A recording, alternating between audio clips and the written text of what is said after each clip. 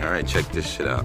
So, as in reference to the Portaelvcis, I have also done some more detailed diagrams as far as the, the cube of Saturn explanation, the eclipse explanation, what's obvious. I mean, there's a lot of fucking misinformation on the internet right now. We know that there's an overwhelming amount of evidence that proves that we're under a dome, and our Polaris time-lapse zodiac symbol showing in the stars that never changes, time-lapsing light show, if you will, with 3 axes of Polaris that come in through from the left to the right and from up above. That sits right over the aurora borealis that comes out. So let's take a look at the projection. Some people they see what appears to be like a planet or something, or maybe they might have seen Saturn. It is just a flat projection, just like everything else. It never spins around. The moon never spins. The moon is inside of the firmament. This projection is from outside of the firmament and sends down the S wave. That, once in contact with the moon, cubes it into the cubes, and that's why whenever people do DMT, everything breaks down into a grid. Like 13th floor, that is your hex. It's everywhere. It's on everything. It's up the walls. If you do DMT, everything will break down into cubes because the 360 was broke down every which way into a square. It's completely squared everything. So if we're in here like talking about I'm a sovereign and all this, like that shit is so much more deeper. The indoctrination is so deep, it's just nutty. And a lot of us have gone as far as to dig back into the roots of like our blood to do, declarations of our blood and things like that. So, I mean, it's not to be say if it wasn't any magic, it's not to say that it wouldn't be a safe move to protect yourself that far back, because look at how far they've gone. You might as well go as far as you can to protect yourself.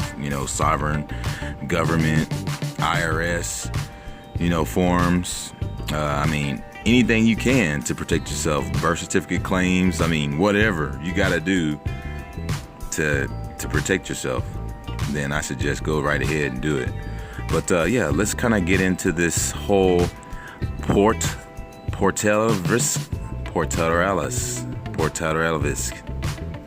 diagram here. And we have inside of the firmament is the moon, with the dark side of the moon, which does not cast on the firmament, which is the reason why you have to have a dark side of the moon. Otherwise, you'd have a reflection on the side of the fucking firmament. And that's the reason why there is a dark side of the moon. And there is no need for a dark side of the sun. There is.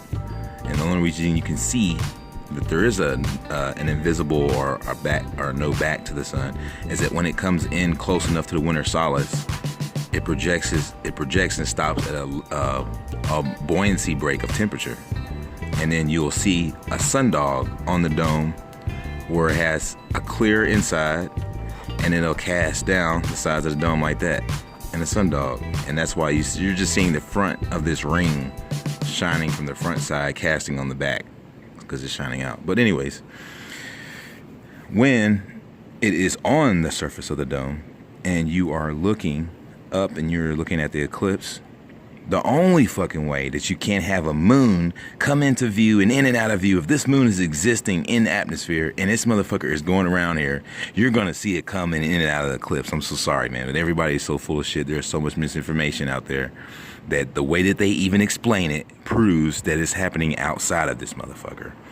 Wherever this spotlight or wherever this light is, which was considering, making the world a stage, if you will, is being intruded by a circular intrusion from outside of it with water in between, which would only look like a blue intrusion on the surface when you're looking out. So people have to understand that this is what we're looking at. We're looking at a blue intrusion that is not coming from a new moon or anything that can't be outside of the fucking firmament. It is fucking impossible. It is just not fucking possible at all whatsoever that this would be happening with any moon whatsoever. It's just fucking not happening.